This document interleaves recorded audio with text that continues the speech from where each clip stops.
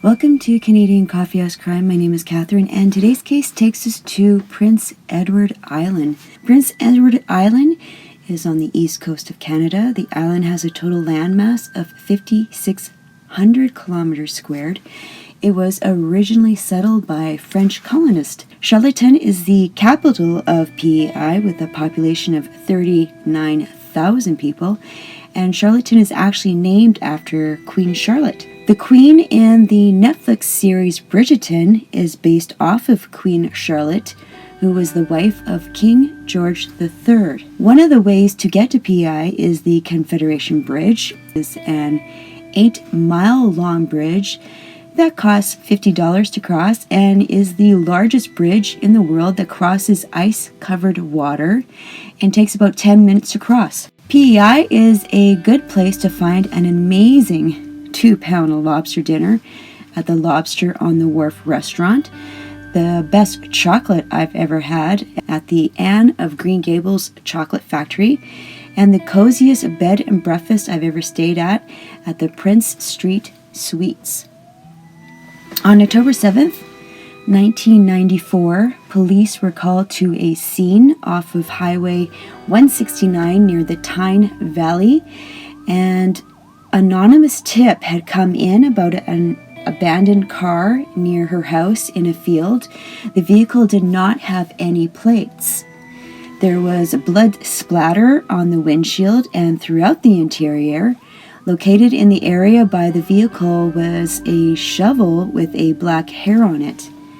A plastic bag that was found 15 miles from the car had a brown leather jacket and running shoes, both covered in blood. There was also a blood-soaked pillow found nearby.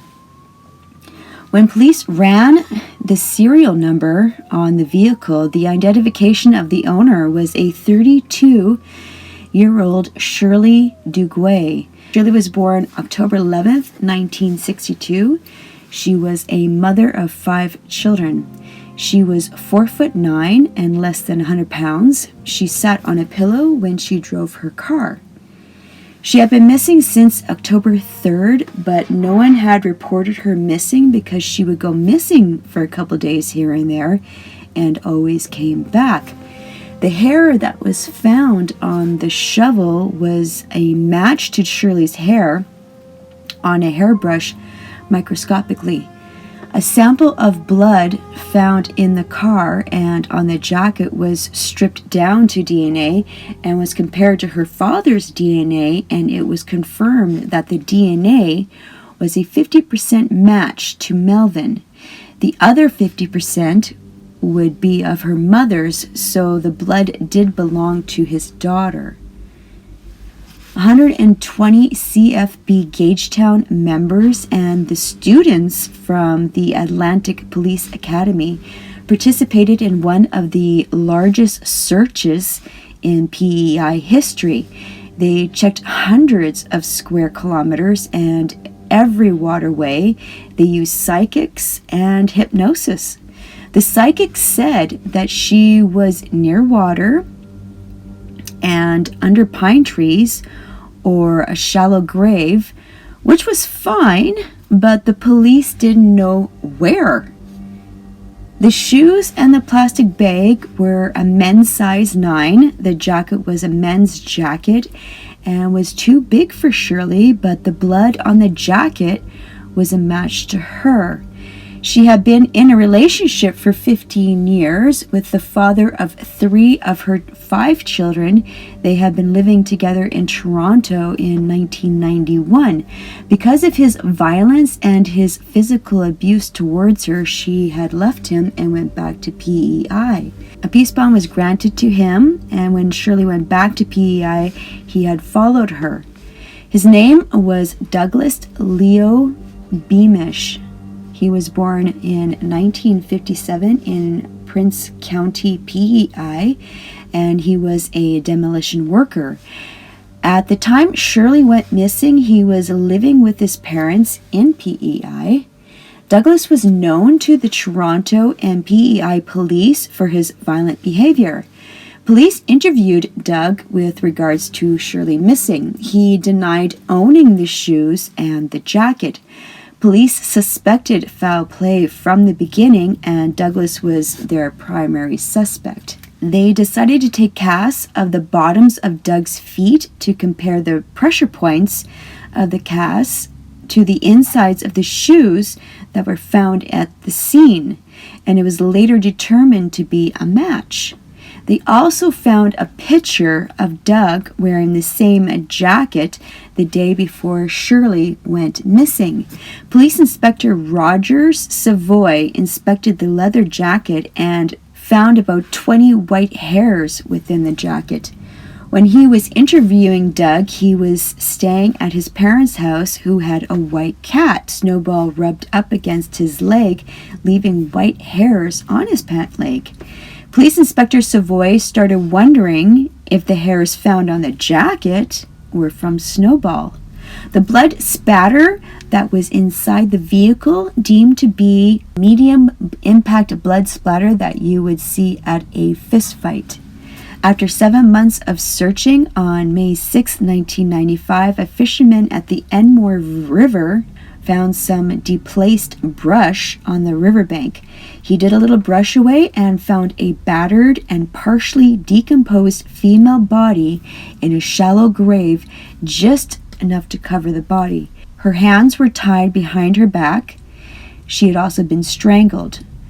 During the autopsy, it was revealed that her nose was broken, her jaw was broken in 3 places, and one of her front teeth was found embedded in her lung.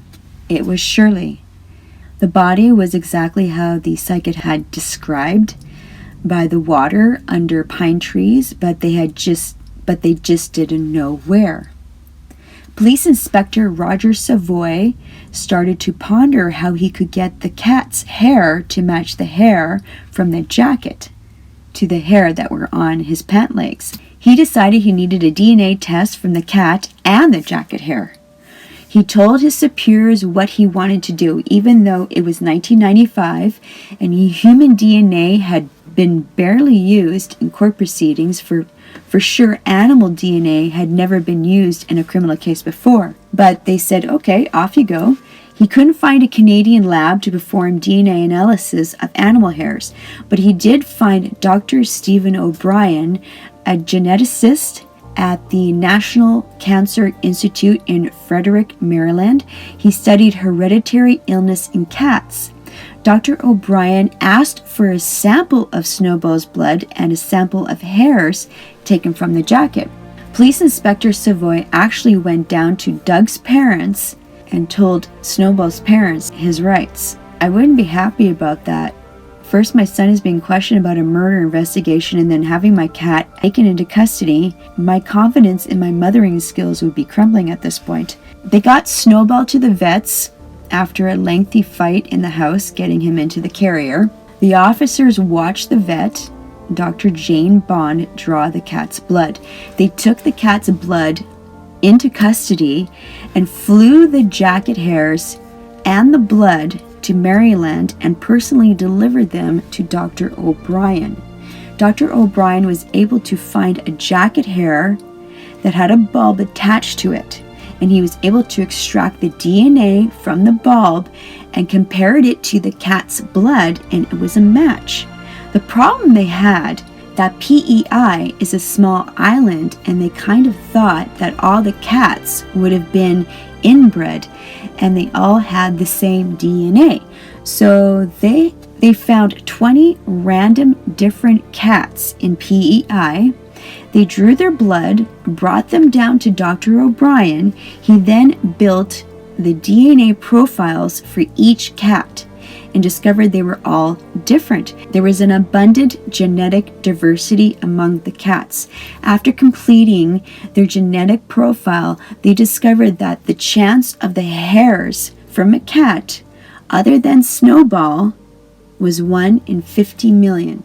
Doug Beamish was arrested and charged with first-degree murder using this information, the first time an animal's DNA has ever been used in a criminal trial.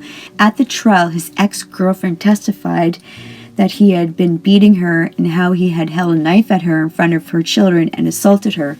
At one point in 1992, Shirley and Doug were separated. He wrote a one-page letter stating that if he can't be with her, he would kill himself, her, and their 3 children, and he wrote this letter in blood. He was convicted of second-degree murder, and he was sentenced to life in prison with no parole for 18 years. In July 1996, he appealed. In 1998 and 1999, it was rejected. He requested parole in 2013, but it was denied. Apparently, he didn't have a snowball's chance. After the case, Dr. O'Brien Savoy started receiving phone calls from prosecutors all over the world wondering how they pulled this off. There are so many cases in the world that criminals have left dog or cat hairs behind. 1 in 4 criminals have a dog, and 1 in 3 criminals have a cat, and lots of hair is left behind at scenes of the crime. They even had phone calls as far as Japan. Shirley's death affected her family members detrimentally. One of her sisters, Marie, said her other sister turned to alcohol because of the heartbreak, and she ended up passing away. Because of this, her husband took his own life after her. Shirley's father has had 3 heart attacks. Shirley's daughter, Shelley, is now an advocate for abused women. Thank you so much for joining me on Canadian Coffeehouse Crime. My name is Catherine. I'll see you in the next case.